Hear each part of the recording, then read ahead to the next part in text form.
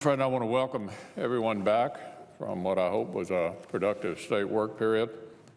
I'm sure I speak for all of us when I say that traveling to our states and meeting with those we represent is one of the best parts of this job. It's also one of the most important.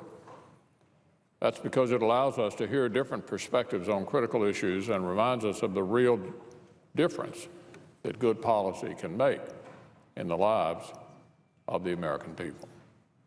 From funding the government to supporting our service members and taking action on issues like Zika, we've got a lot to get done in this upcoming work period. I look forward to working with colleagues on these and other important issues in the coming weeks. As I mentioned, over the state work period, senators on both sides had opportunities to meet with constituents and talk with them about a number of serious problems facing our country. From combating the Zika virus to addressing an array of national security challenges, Americans like those I've met with back home wanted to know what steps both parties are taking to help. For our friends across the aisle, that must have been a little bit of a difficult conversation. That's because before the work period, Senate Democrats filibustered funding to combat Zika and to support veterans, not once, but twice. They also filibustered funding to provide resources for our service members and national defense priorities.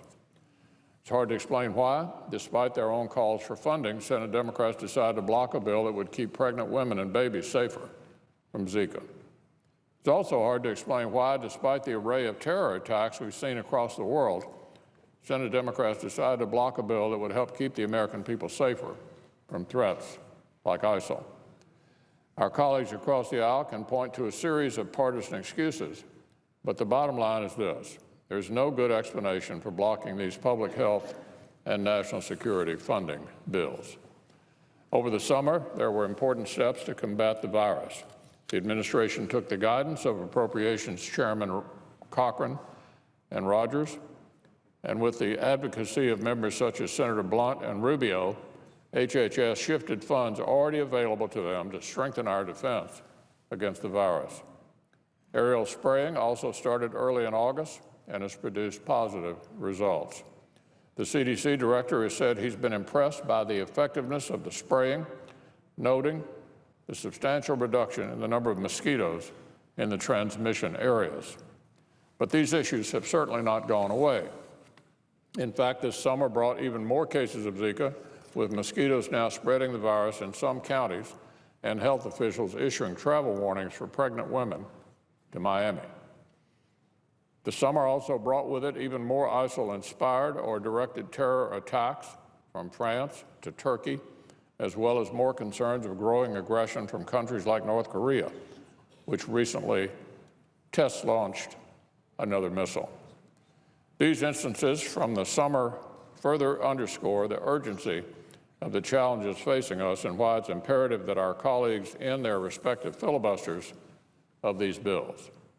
So today, we'll give Senate Democrats another opportunity to follow through on their own calls for action on Zika, to support our veterans who deserve the treatment and benefits they've earned, and to provide for our service members who sacrifice so much to protect the country and the people we love.